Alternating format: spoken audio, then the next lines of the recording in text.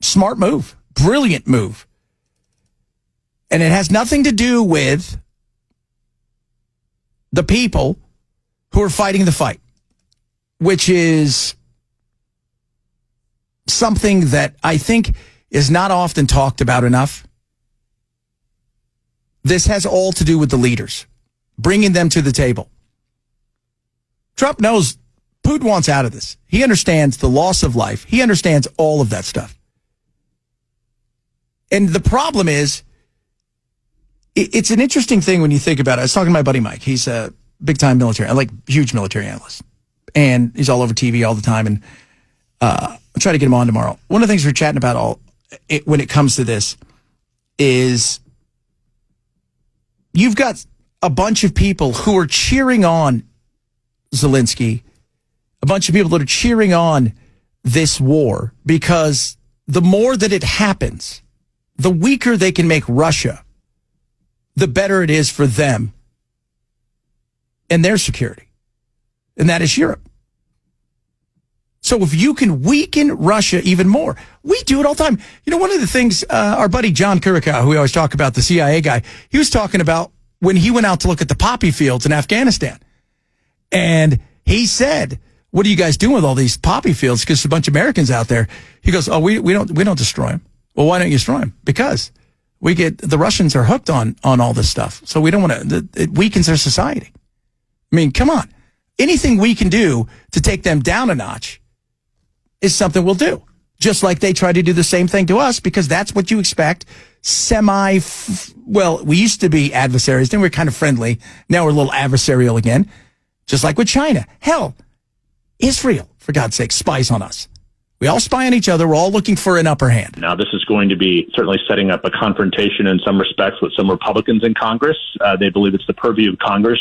This is a funding that has already been approved, but the White House is saying that a pause could be lifted if Volodymyr Zelensky demonstrates a new commitment to negotiating to end the war. And we heard the president say earlier today he wants to hear some appreciation. Underscoring all of this is simply that this is music to Vladimir Putin's ears.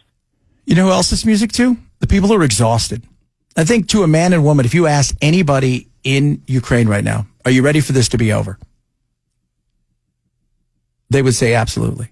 Do they want to give up their land? No, they don't. By the way, that land, and I go back to this, 13 years ago, the eve of the closing ceremonies, Putin goes into Crimea.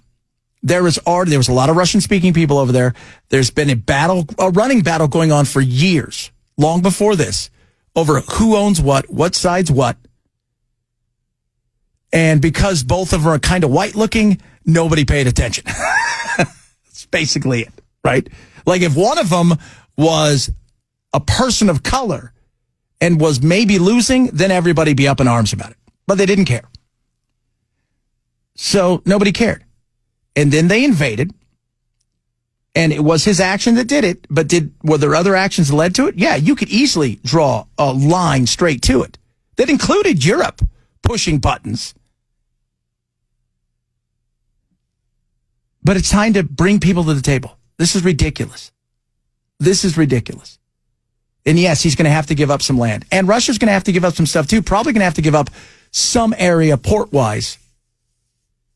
But they're going to have areas that because that's really Crimea, that area which he took in particular is a great. They needed a port that was warm weather because their ports for a lot of their ships, in particular military ships, cold, tough for them to get to. That was a big deal to them. All right, everybody got your land. We're all fine, and away you go.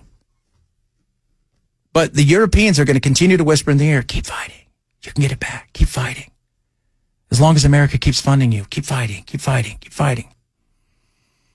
But if America doesn't, then they have to. And they said today, we got $833 billion. Oh, okay, great. Give it to them.